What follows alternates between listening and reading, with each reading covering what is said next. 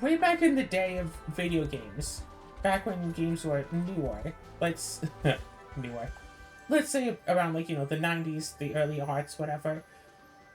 There wasn't as much stuff that people were doing otherwise and whatnot.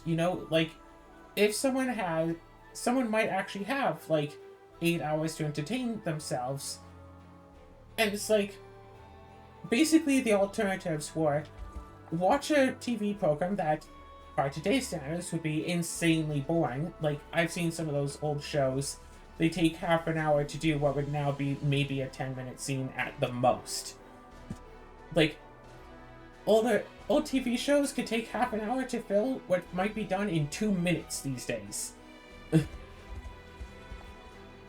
They were really slow because they didn't have much competition. Video games didn't have much competition. A kid gets a new game. When I got my Nintendo 64, I had one game with that for the first year that I had it. I got a second game a year later. I could rent games, but I only owned the one game for the Nintendo 64 for the first year that I owned it. And that was kind of an important thing. Nowadays, of course, people can just go and it's like, hey, new game is out, hey, new game is out, hey, new game is out.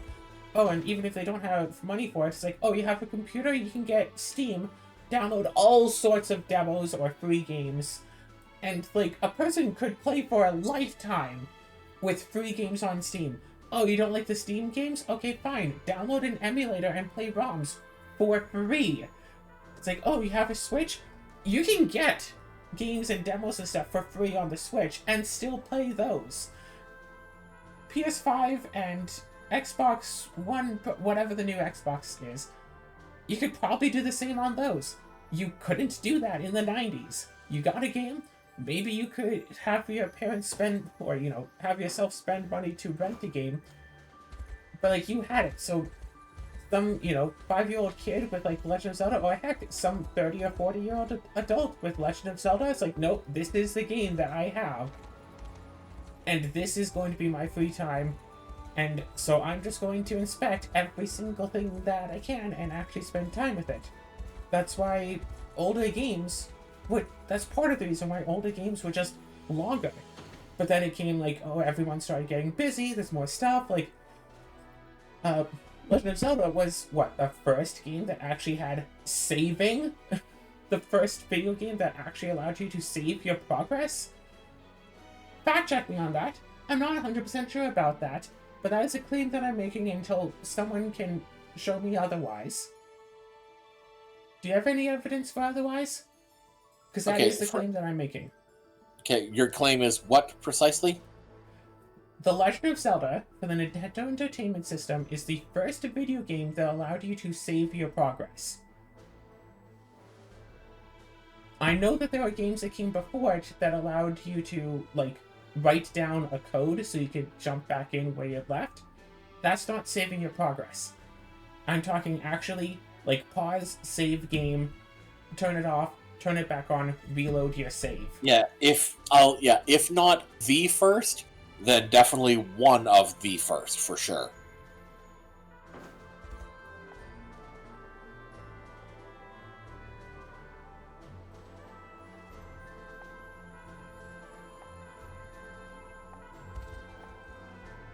Yeah.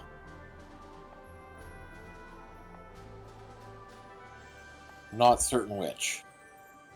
So, but yeah, something older, like, I don't know, Battletoads, whatever. Could you save in Battletoads? I don't think so. So, No. Super Mario Bros., you want to start playing it, you start at level 1. Like, however long it might take you to get through, and, like, Super Mario Bros., and also, old games had worse controls. They were difficult just for the sake of... Back when video games were first being made, they were not made by gamers. No. They were made by programmers who wanted to program a thing. Sure, maybe they played sport games, or maybe they played tabletop games, but they did not play video games. Nowadays, it seems like pretty much all video games are made by people who play video games. They know what they want in a game, but they might not actually know what makes a game specifically good. They know, like, oh, well, I want, such and such double jump feature, or I want to make a waterfall and put something behind it. What they don't understand is why a thing should not be behind the waterfall. And it's like, you can't just put treasure behind every single waterfall in every single game. Because, like, we're already, like, starting to suffer the consequences of it. It's already gone to the point where people are programmed to be like, oh, there's a waterfall in this game, I have to go behind it because there's a treasure. How many times have you played a 2D, like, side-scrolling game? You start the game, and you go left. So much! I did that constantly when we were doing the Smash Bros. Brawl, Yes. Yeah. Every single time we entered a new room, my instinct was always check to the left. I think you didn't do that once, and that was the time I figured, you know what, she's gonna go left, I might as well go left as well. So I was the only one to go left. But you went left, and then I assume I probably noticed, oh, right, we need to check to the left. You started going right, I went to the left, and you're like, oh yes, we should check to the left. It's like, no, we are at the wall. We spawned at the wall. We can't go further left. So I started going right, and you started going left, and it's like the wall is still right there. There's an invisible wall right next to where we had spawned. But anyway, yes, because like gamers have been programmed to do certain things. Check behind the waterfall, go left, go to a place other than what we're supposed to progress the plot, and those weren't things in the original days of gaming, because how could they have been? So these are things that people who've played games, potentially for years and years, will do, because games have told them, hey, if you do some... Because back in, like, the early days of gaming, suppose there's a maze. If you go... You could go through every single dead end of the maze. There would be nothing there. So the only thing to do would be to go to the end of the maze.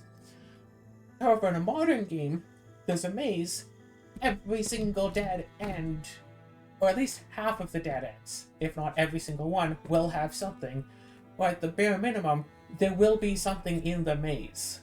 Yeah. So now, it's like back in the day, it's just, nope, find the exit, go for the exit. Now it's search every single dead end of the maze, which makes games take longer artificially, because suppose somehow you already know what the way through is, you could just do it in like a minute. Now you spend 10 minutes because you're going through every last path trying to find your way through.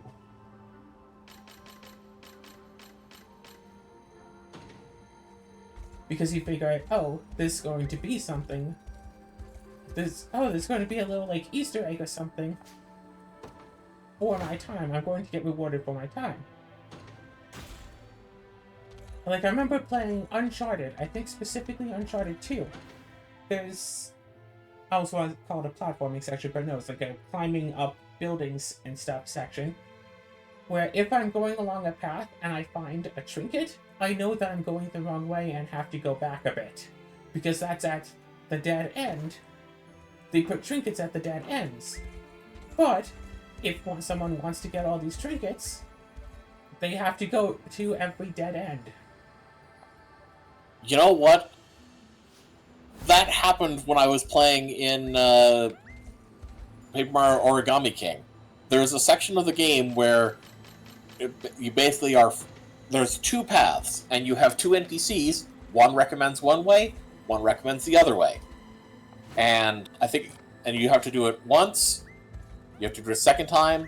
When it comes to the third time, you now have a third person and a third path.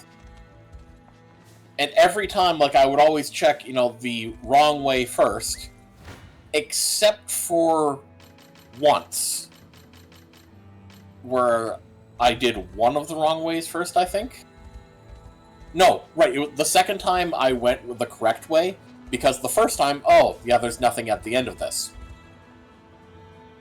And it turns out the one time that I didn't check the wrong ways first, yeah, there was actually stuff I needed for completion down that way, and so it annoyed me that okay, I didn't Yes. go for the wrong way the second time because there wasn't any value to it the first time. Yeah. But then I needed to, so that annoyed me. And then on the third time, where I said there's the two characters that tell you wrong ways, yeah, those ones are automatic game overs if you pick the wrong way. So, Which is, at first, it's just nothing. Then it rewards you, then it punishes you. yeah. It's like, ah. It is. It's like, why? It's inconsistent and annoying. So, the whole thing kind of reminds me of the participation trophy argument that I've been... Actually, I don't think I've ever heard someone in person tell me it's like, oh, blah, blah, you have the participation trophies, blah, blah. I've heard one person say to me specifically over the internet that, and people talk about it, like, in theory or in shows and stuff. But it's just not, like, the thing that I've had people say to me specifically. I don't know if you've gotten it. And I think I had gotten participation trophies once or twice. I didn't know that they were participation trophies. When I was like 6 years old and 7 years old, I spent 2 years doing baseball. I didn't like it, but I didn't exactly have much of a choice in the matter. And after apparently the season, the whole team got together and my dad was the coach, gave us all trophies. I don't remember what the trophies said. I actually had it like in my room for years. I guess it eventually got thrown out or something when we'd moved. So I don't have it anymore, and I don't remember what it said. If it was like, if we'd actually done well, or if it was participation, or what. I have no idea. But anyway, right, participation trophies, video games. It's like game developers don't want the players to feel bad about going down the wrong path, so it's like, oh, well, you know, here, have some coins or something, or here, have a trinket, whatever. You went down the wrong path, but it's not the end of the world. You'll do okay. Or, alternatively, it's an argument of, oh, yes, you went down the wrong path. Here, you should get rewarded for your exploration. Wink, wink, nudge, nudge. You did exploration very good. But it just reeks of participation trophy to me. Like, oh, good job. You went the wrong way. You did the thing that I told you not to do. You should get rewarded for that. Oh, good job. You went against what I told you to do. You should get rewarded. That's a great lesson to teach children. That's a great lesson to teach dumb kids. You're supposed to go to the right, but you went to the left. Good for you. You know, and it's weird, you know, thinking about it. Because, you know, now it's making me think back, you know, we were talking a little bit earlier about, like, the original Legend of Zelda. And the thing is, like, I think Miyamoto, like, explicitly said that, like, he was kind of inspired by, you know, as a kid, you know, going around exploring. And, like, it's intended to encourage, like, you know, exploring the areas. That's how you're supposed to find stuff. And yet, the fact that without any warning, you could, you know, you find a cave or, you know, a place, whatever, by burning down a bush, you could get punished for it for no reason. When sometimes you would get rewarded for it. Like, there's no rhyme or reason for it. And it's just like, is this encouraging or discouraging exploring? It's like... I feel like it encourages exploration, but also is trying to discourage, like, destruction of property and stuff, but it doesn't do a good job of discouraging it. Especially since at least 2 of the dungeons require you to open a path to get into them. Yes.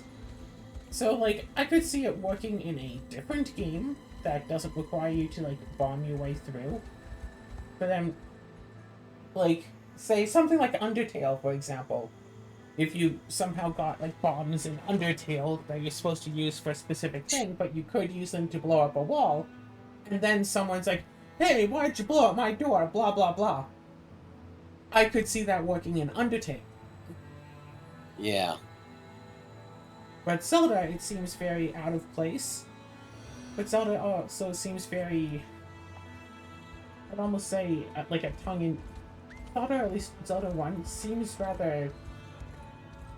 Like, it's serious, but also... I don't know if it's, like, too serious or not serious enough. It's dangerous to go alone. Take this, and you just get a sword. Yeah. But it's also completely possible to just not get that sword.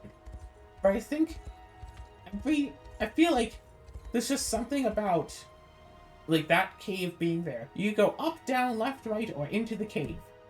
That every single person who plays the game wants to go into the cave. Yeah. It's like, oh, there's a cave there? I must enter. Just something about there being a cave in the first place.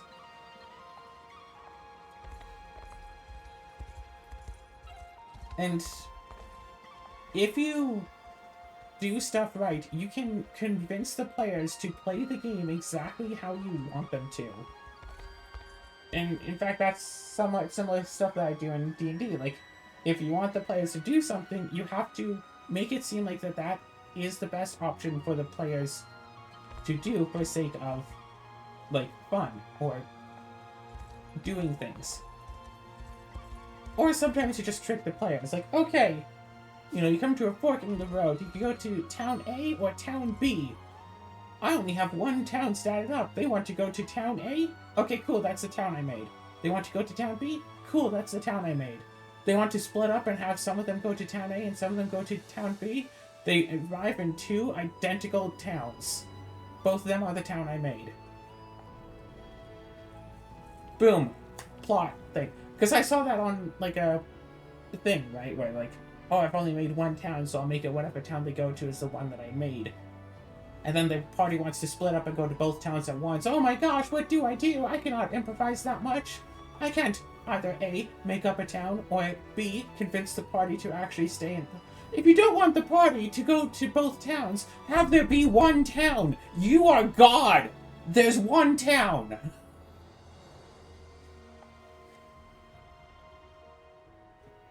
Or, if there has to be two towns, for whatever reason, the party gets there, and as they're contemplating splitting up, they get ambushed by, I don't know, bandits or whatever. Bandits who beat them up enough that they want to go back to town to recover, but they also have the fear of, hey, if we split up and we run into bandits like this again, they can kill half the party if we split up, so we should stay together and just go down to one town.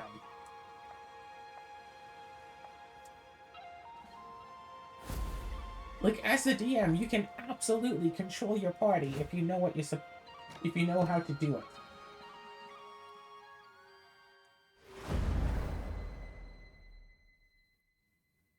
But anyway, yes, games. Lord Gislaine, sir. Another village has succumbed. The number of posts I've seen of people talking about, oh, playing a video game is a waterfall. The fit and the infirm alike. Pardon me? Oh, I'm jumping behind every waterfall. Is that wise To in see this treasure. downpour, sir? Some of the march of progress. There can be no tests without. I assure you, I wouldn't complain were a few. Balatro? Sir Baltra. Come to glean more corpses. Take what you will. Oh my gosh, it's We've enough rotting Balatro! flesh to satisfy even. What? Though, not for long. The guy on the right, it's Balatro. And the See? experiments are proving successful. Baltro. That's Balatro. not for you to know. Now have you come to collect? Neither. His Majesty would see them tossed like... The rebel? No. You've little need to worry. Hey, welcome, Tatiana.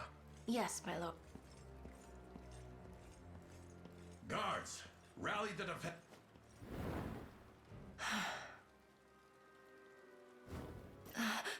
Gislaine has completed the cure, has he? It was only a matter of time. Your hubris. One as revolting as you is unfit to only by. Now go.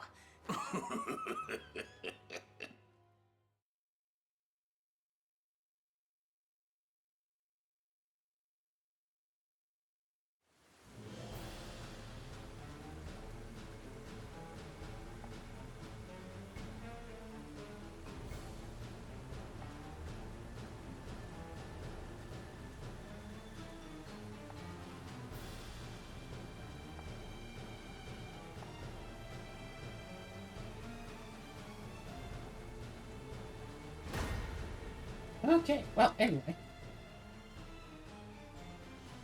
Yes. Who do we want to deploy? We want to deploy... Actually, let's stop you to go. A test Okay. for my magic. Ready. But yeah, games have definitively changed over the Don't years, worry. and there's weird stuff to be had about that. There's also the capitalism that has come into games with the... I mean, sure, you've seen it, heard of it. Either A, people making the same games over and over again to try to get more money out of people. A lot of people doing, say, the loot box model. Hey, here's a game that's like only so-so, it's like kind of okay. But if you like do well, you can get like points, and with enough points you can get loot boxes, and who knows what you can get. You can get a hat, or maybe a hat, or I don't know, maybe some other cosmetic. You could even get a hat. Uh-huh. Judgment And shall it's like, strike. so You'll people not play be the game just for the rewards that they can get from playing the game, Your as will opposed shall to be done. playing the game for the, want of playing the game. What magic should I grace you with? Oh, And that's was that it? That's some advice that one could live with. Are you Is the doing the might thing of an because angel. you want to I do the depart. thing, or are you doing I'll the show thing you for what the a witch reward can you do. get from doing it? Am I doing these recordings because I think I'm going to be like super Blasphemous popular fool. on YouTube and get lots of money and fame and people will like me? No, I'm doing this because I May the want to play Father more watch games, and over this is a us. good excuse to keep playing games. Your fate is sealed. Fair As I enough. thought. You'll not be Yeah, do you disappointed. go? Do Your I go will to shall be like done. Commander Night because I might win a game Simply and say the word. I just want to win games of Magic the Gathering? It'll be done. No, I go there because, like, I want to socialize with people. I want Any to who bar my play path the game, must perish. and there is fun in just playing it. I'll never Win hold or lose, myself or back. even if I I get stand ready. nothing out of I it, depart. even if I get no thing out of it, I still just enjoy being there and playing it in general. Yes, I'll take it. What magic should I grace you with? A victory years in the making. But people are, Witness the might of an angel. but games are not like Your will shall encouraging be that done. anymore, really. Games are encouraging like, just play the game because Let's see what you're you can capable get of. things. Spend money on our game points so you can buy things. Was that it?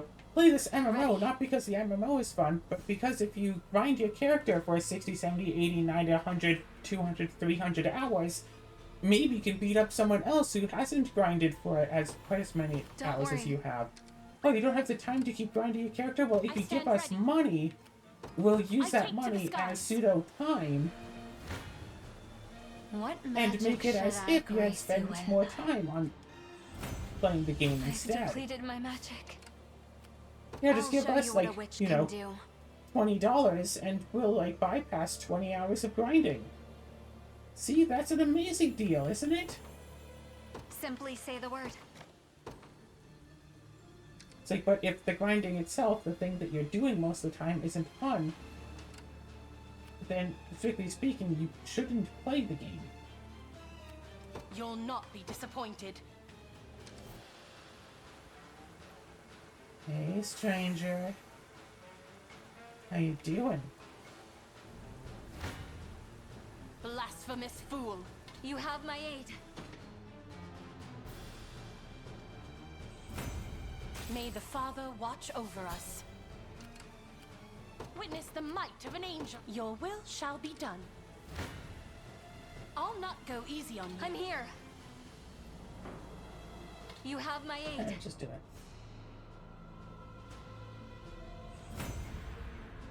It's the real conversation point that I'd wanted to discuss I'm too this tired video to take flight. before we wound up talking about other stuff instead was the idea of, say, a fiction that's set in, like, say, like this game, wartime or whatever. I presume A fiction you're where the ghastly lord characters are trained responsible for this combatants. plague and its death-strewn offensive. You Okay. would accuse me You know, like of Ruby. diffusing such evil through my Right. own lands? Me, And what might who at happen last stands on the after there is no more of need seeing it to fight. eradicated once and for all. Like, for example, in Ruby, where people have I'd trained hoped essentially their entire to lives welcome to the occasion fight myself Grim and one day. fight But I baddies suppose- and all of that. At long last, my love, I come to join. If, you know, Another all of the corpse for Grim the winds up pile. being defeated. A fortuitous thing, that. Were his cure made manifest. Or... Get back here! Mm,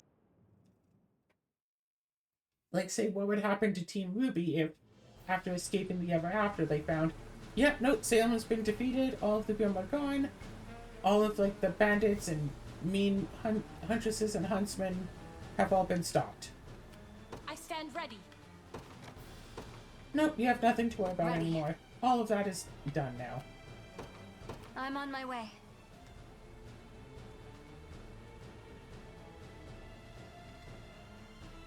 I mean, that has been explored in a lot of fiction, and unfortunately, especially if it's There is time yet especially for in you to worlds where not everyone is a Witness the fighter. might of an angel I take to the skies. I've claimed it as our own. Yeah, the ones who are You'll not be disappointed. what tends to happen is they kind of get left Your behind, will shall shall be we done. say. The ones who aren't fighters get left behind. But No, still the fight. ones who are Fate is fighters. sealed. Oh, Sorry, yes. you're right, I misspoke there.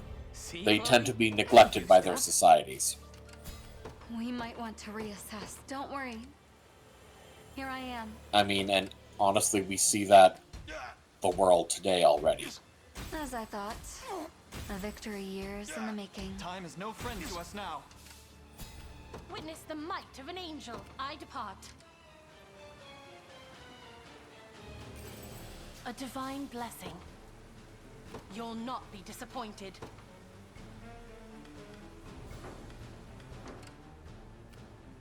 A moment to heal would be nice. I stand ready. I take to the skies.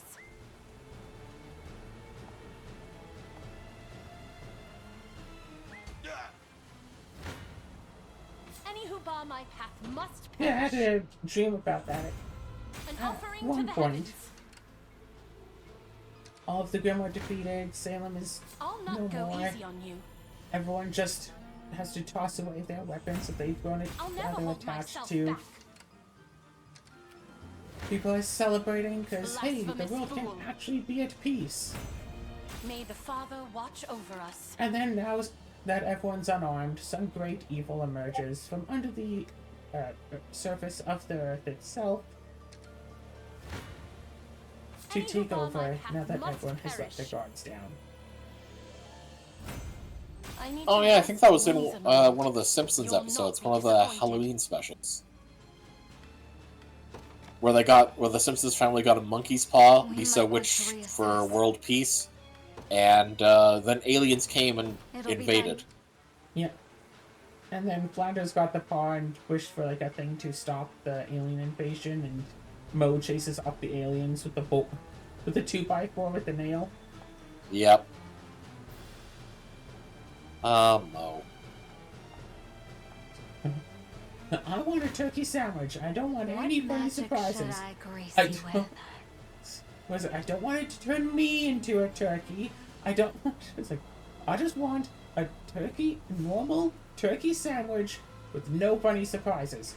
Oh, how is it? Oh, mustard's good. Oh, nice Turkey's little the bit of whole mayo. Turkey's a little dry.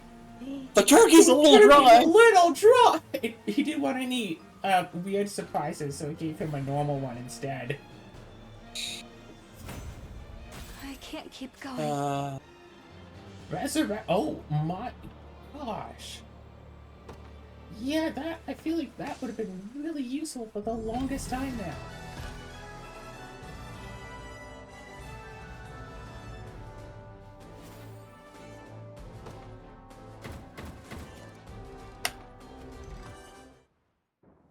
I've wanted to write about like a society where everyone is split into one of two Lord groups. Ghislaine, how could There's- you take him from me?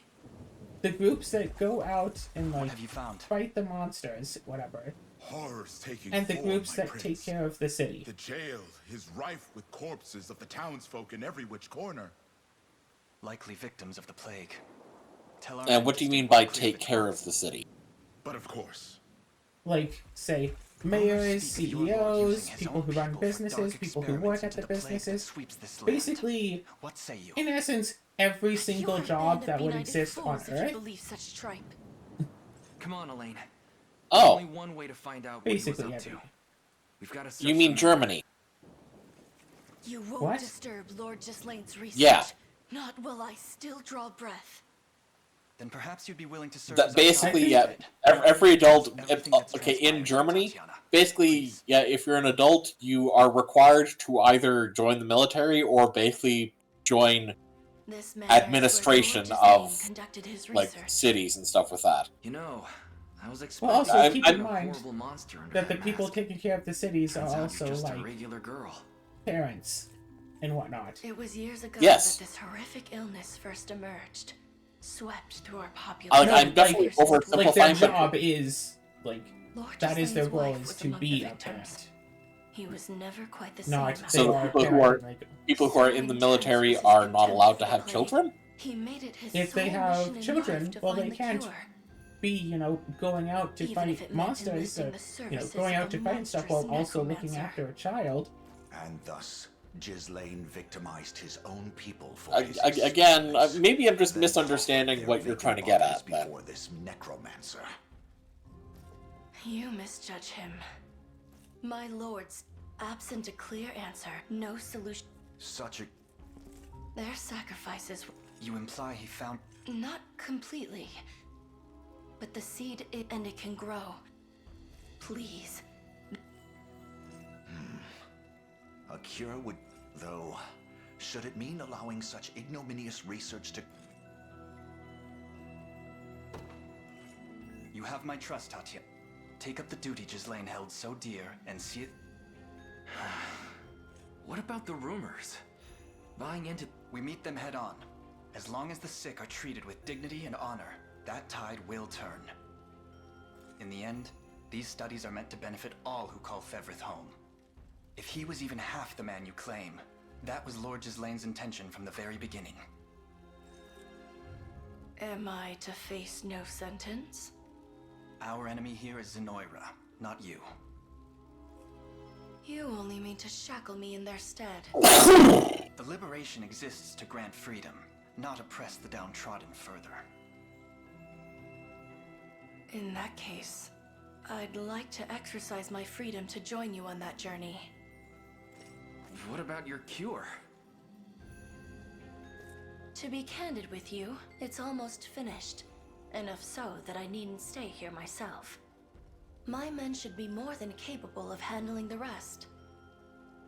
As for me, I'll take this opportunity to walk beside the man who robbed this world of Lord Gislaine's grace, to see what ideals he chooses to fight, and ultimately to die for.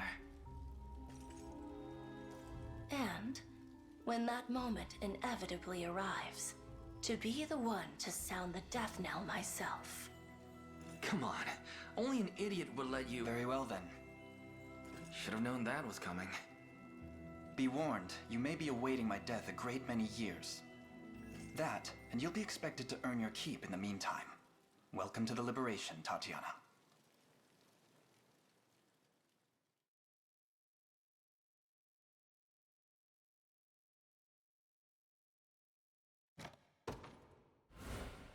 Well, introduces another whole thing that could be an interesting conversation.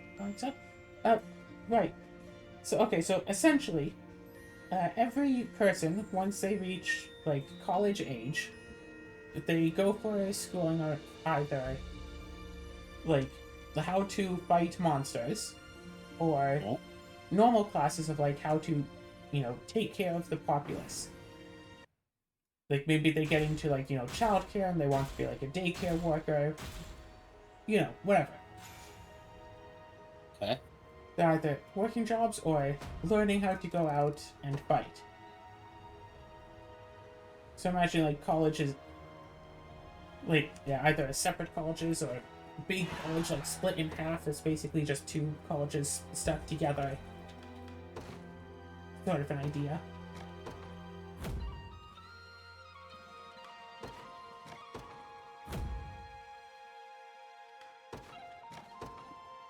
But if someone's spending all of the time, fighting monsters and stuff, they can't really so well also be spending all of their time, say, looking after a child who's trying to constantly put dangerous objects into their mouth.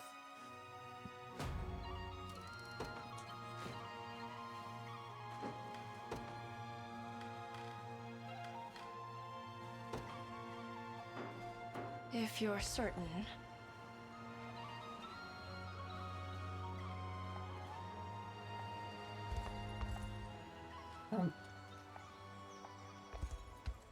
Right, what the game has just gone through, or at least I think had just gone through, was an interesting, morality question. Would it be worthwhile to torture people if it meant saving people's lives down the line? If there was, say, some sort of a disease that was going through, like, I don't know, say COVID-19, whatever. Say, early days of COVID-19, people getting sick, people are already dying from it. To what lengths could someone go to to someone who was suffering from COVID-19 if it could mean finding a cure? If someone, say, had a disease that might kill them, but you don't know if it will, would it be worth it to, say, do a surgery that will kill them if it means getting closer to a cure that will save other people's lives?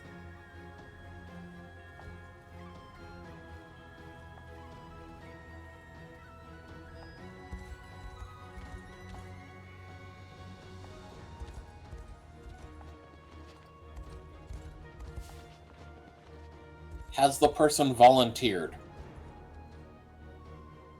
Let's say no. They came to the hospital, they have a really bad case of it, they've been unconscious since they've come in, so you haven't been able to ask them. They might die before they wake up, but they might wake up and go on to live another 30, 40 years. If you want to do the surgery, you can't wait for them to wake up or to die. You would have to do... Or say, if you want to do the surgery, you have to do it on them while they're alive. Once they die, the prime ingredient that you're looking for goes away. If they wake up, and then you could ask them if they volunteer, but they might die and you would never get to ask them. And there's no one who can make that decision for them. No power of attorney or anything like that. Let's say no, just someone with, no family, no close friends, no,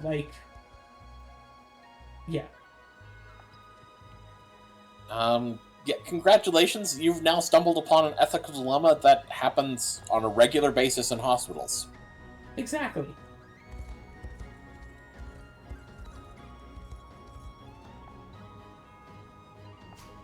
Considering, how many people get sick and all.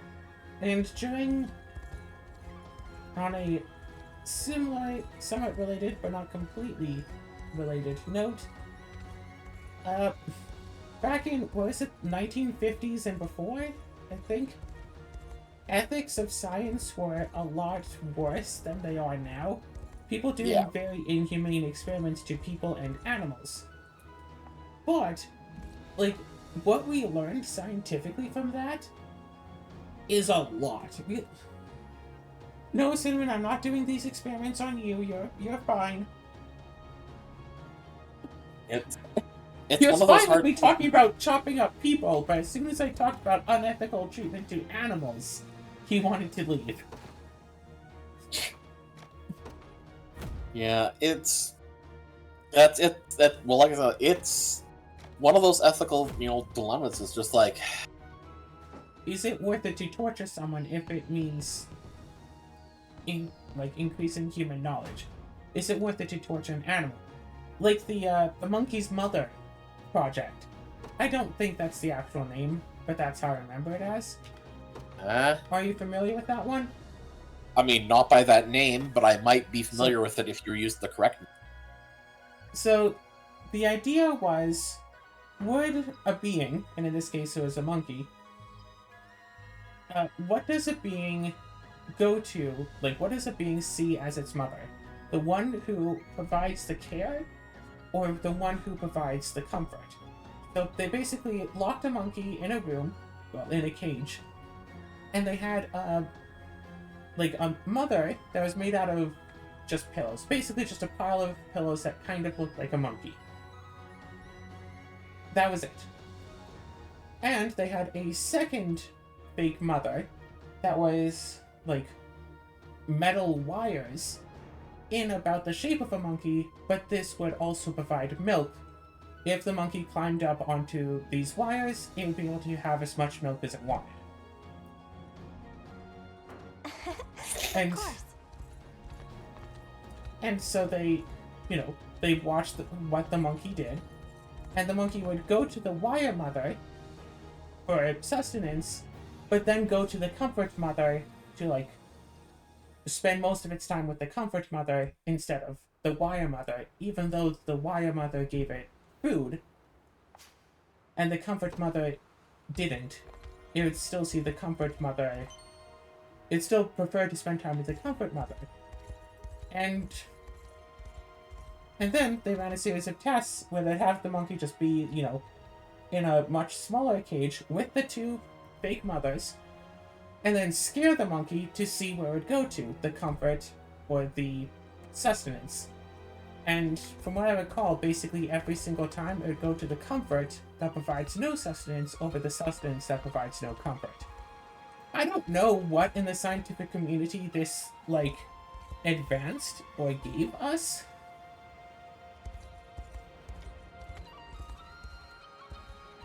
But I just remember hearing about it as being an inhumane animal testing, experiment.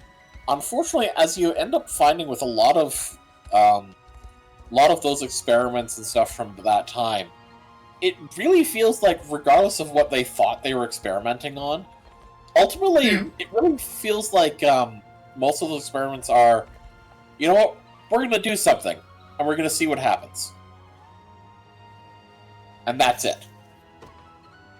Yeah.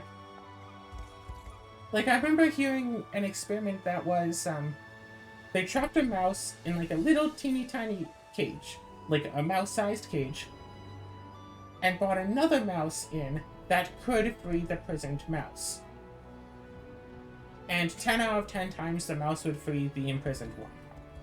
Yeah.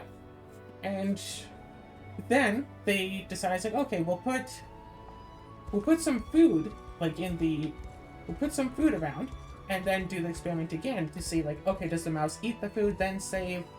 Does it save and then still take all the food as, payment? The mouse saves the imprisoned mouse, and then they split the food. Yep. And they even had it, okay, what if the mouse can't interact with the other mouse? Other side of, a glass wall or something. Nope, still saves the imprisoned mouse. I think, every single time the mouse saves the imprisoned mouse. Yep. That's about right. You heard it here first. Mice have more humanity than humans.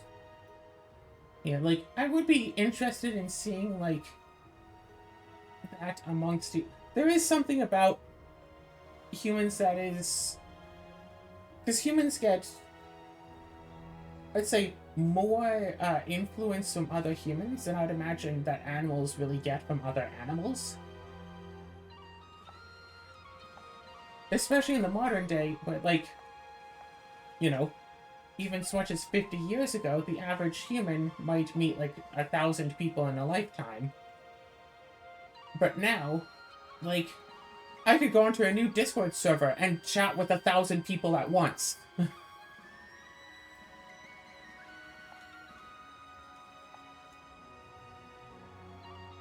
I mean, heck, with all the schools I went to, I could very well have had, you know, 1,000 schoolmates. Probably more than that. Just from all the schools I'd gone to.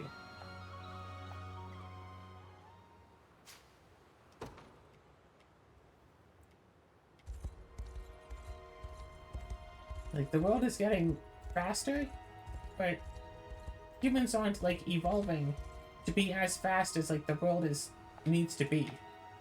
I still remember, like, what, 15 to 20 years ago, there was a commercial that's like, oh, the world is being fast, come here and, you know, enjoy a slow period. And it's like people walking by at, like, hyper speed, but they come into a restaurant and finally be at, like, normal speed and sit down. It's like, oh, oh, mom has to go now, be back in a flash. She walks out, leaving her 2 kids behind at, like, this fast food restaurant, zips away.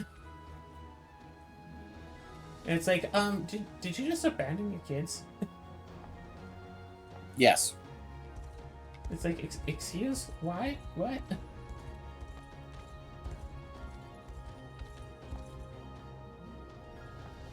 Very telling that, you know, it's just like, yep, person leaves behind their kids at, you know, just some random place, because that's what,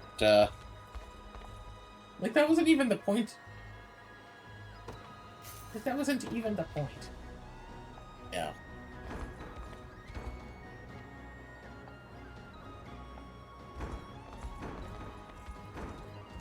Like, the actual... I should be buying stuff here. If it's steel you're after, you're in the right place.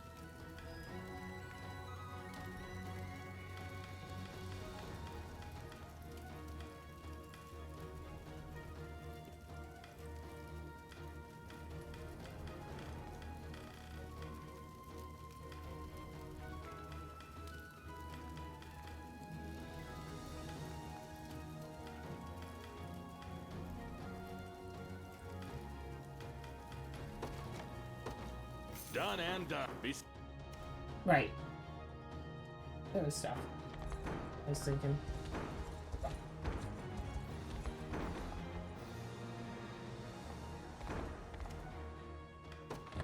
Welcome, welcome.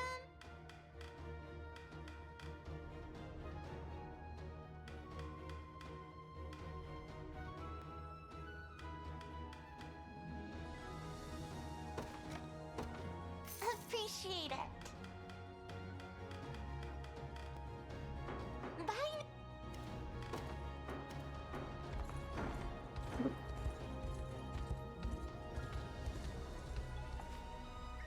I feel like there was more that I wanted to say, but I don't know what else more there is that I wish to say. Humanity, humans be messed up. But there's like, there's ethics in like all over the place everywhere, but it's like,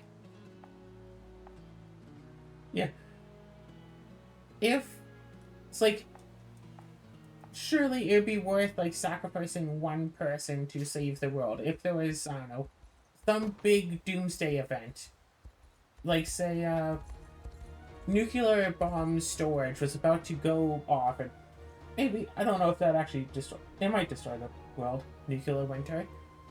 Big nuclear storage place is actually about to detonate and, you know, throw the world into nuclear winter and cause extinction of humanity. But if someone can, like, this is basically just the ending of various Fallout games. If someone can go in and manually disarm it, they can save the world. But they'll take so much radiation that they will definitely die. And it's like, certainly, it would be worth it to send someone in there to sacrifice their life to save the world from nuclear winter. But, like, no one really wants to be that person to sacrifice themselves to a very painful death, even if it means to save the world. If it's steel you're after, you're in the right. Be seeing. What you need True. is to find all of like, the suicidal people, Just say the word and it's yours. and just send someone who's already suicidal, and it's like, okay, yeah, I know you want to die, just do this, you'll be known as a hero, and also you'll be dead. It's like, you think people don't care about you? People will love you. And you'll be dead. Thank you very much. Come back soon. There is a bridge. I believe it was in Japan. 100%. There's a bridge that people, for some reason, absolutely love to commit suicide off of. Just that one specific bridge that people would jump off of, like, into the, I think it was water below, into the water below and die. However, for some reason, a number of people, when they jump off the bridge, lived.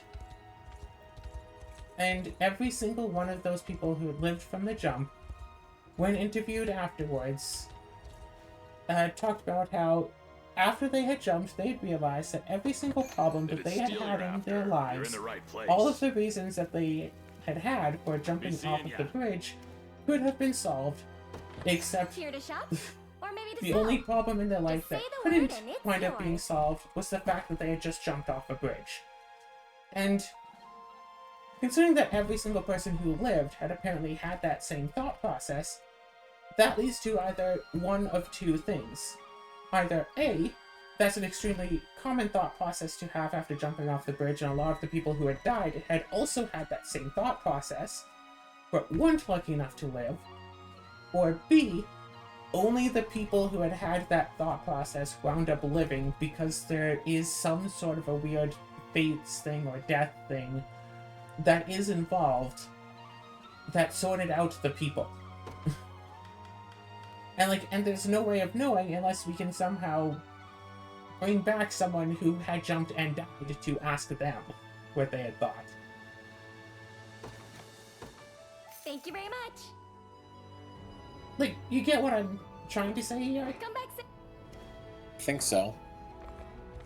So yes, if you interview every person who lived, they wanted to live. But if you could interview the people who died, would they have also wanted to live or not? When people were first going to the moon, one of the first, I don't know, dozen or so people who had gone to the moon found out he's allergic to the moon. Really? Yeah. Like, not like one of like the first capsule. And I don't know if it was one of the first dungeons or one of the first 100, but like there had been someone who had gone to the moon and found out that they were allergic to like moon dust. Here to shop? Or maybe to sell? And it's like, That's- okay, Say the word and it's yours. either A, allergies to moon dust are a very super common thing, but considering how rare it is to get moon dust on Earth, it's not an allergy that normally happens. Like, I could be allergic to moon dust. I wouldn't know, because my allergy test wouldn't test for moon dust, and I've never encountered moon dust. Or, it's like a 1 in a billion chance that one of the few people who went to the moon actually happened to be allergic. Although, Thank you very much. now, I'm not 100% certain on how allergies form, but from what I hear, exposure to a thing, like as a baby, can make a person less likely to be allergic to the thing as an adult. And certainly, no one has had exposure to moon dust as a baby. So, my theory is that allergy to moon dust actually is very common. But we won't know unless we can get, a whole bunch of people tested. But it's like, why would anyone need to be tested unless they are going to go to the moon? Yeah. Or if they are going to, work with the limited amount of moon dust that came back. There's like almost no reason for the average person.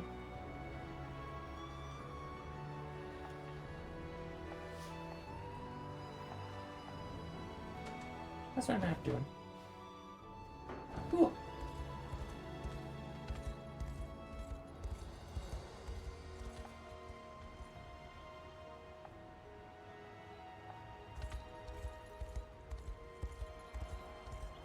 I must have just wanted to do. But yeah, to bring the topic of conversation back to something I tried to talk about earlier, I think it'd be really interesting having a story with, you know, like D&D people make their min-maxed characters. One of those, like, you know, cheese build or min-max whatever characters, but put into what is essentially a modern day setting. They were, you know, created and did all that stuff in universe to be the best soldier or whatever they could to fight evil wizards. And then, okay, cool, you win. Now what? Now just live a normal life, try to get a normal mundane job when your entire essence has been focused into not just fighting, but being specifically insanely good at fighting. It's like, oh yeah, you've got magic on you to make you permanently large-sized? Good luck getting into basically any building ever.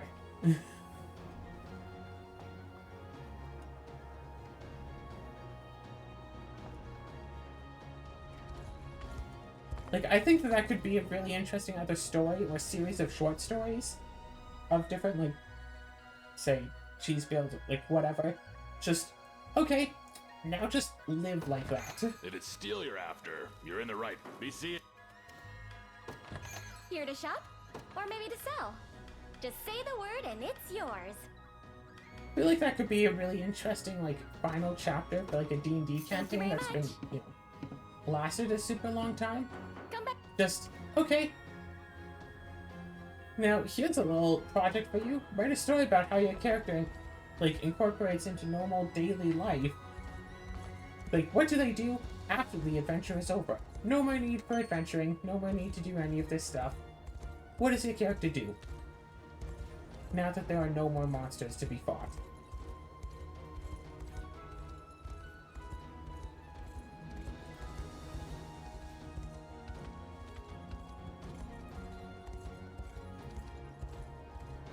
Do you think we should try to do something like that for the Survivor thing?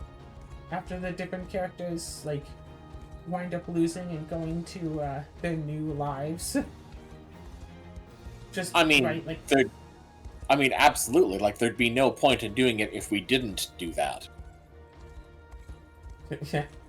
The lives start off, like, really bad, but then slowly start to get, like, better and better. It's like, what do you mean? Not only did I die first, but now I have to be in poverty? And why am I blind now? I wasn't blind before. When I was younger, I used to believe in... Well, okay, I still kind of do believe in, like, reincarnation, basically. Your soul gets put into a new body, blah, blah, blah. Except that it feels like some people believe in reincarnation that you're immediately put into, like, an adult body. But that's not how life works. Yeah. So, just thinking about it, what if a person gets reincarnated, gets put into, like, say, a baby, you know, newborn baby body,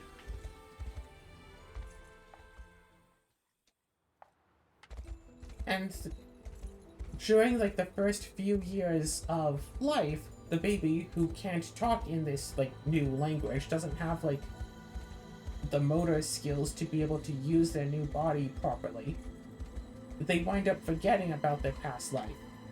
And a lot of that baby babble is, like, potentially them trying to talk about, it's like, no, I'm, you know, got that great warrior, I ruled over the 7 seas and fought the army of fight. The army of fight. I was looking at armorer and provisioner, and I thought, it's like, oh yes, the army of provisioners. Why would someone want to fight against the provisioners? So I was maybe a touch distracted.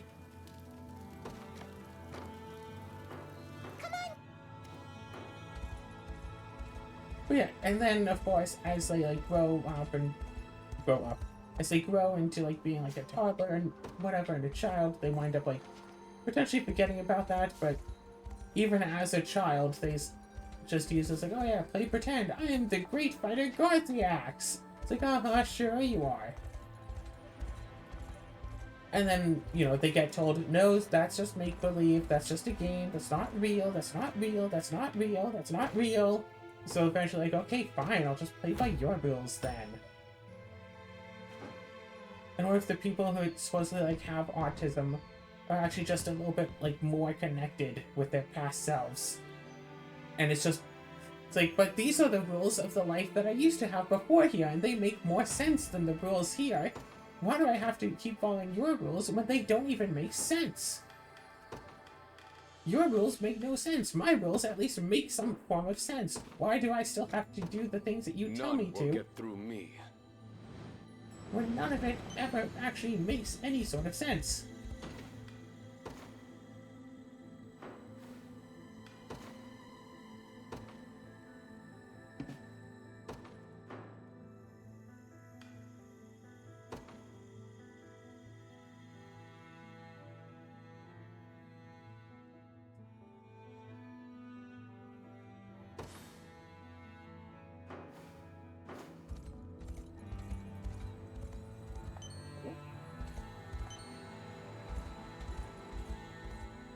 Fancy.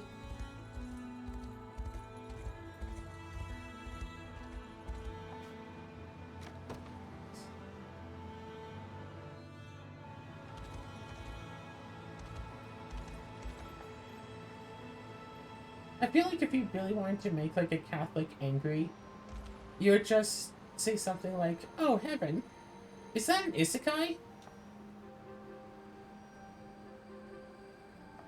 Because, I mean, isn't the concept of heaven just an isekai? I mean, a certain point of view, sure. I mean, like, legitimately, though, isn't it? Like, you die, and then you get brought to this other place.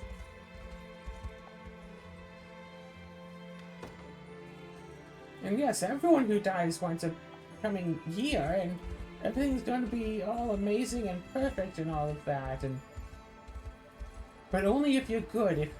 Alright, because bad people get isekai'd to a different place, and once you're in, like, the bad place, you can never go to the good place. But, like, what exactly does it mean to be good or bad?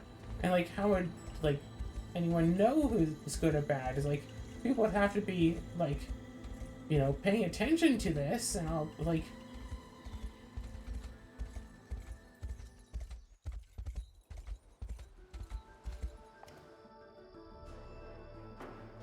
Yeah, religion is just people arguing way too much over their favorite isekai story. But I do what I can to make a living. Try again when you're a little richer, okay? Oh gosh, I spend so much money on... Thanks a million! Come on! Well, next episode... successfully spent all my money. So next episode, we should probably go and, get some more money back. I guess so. Let's go do this training mission next time. We might be able to level up a few characters and maybe even get a little bit of money. Woohoo!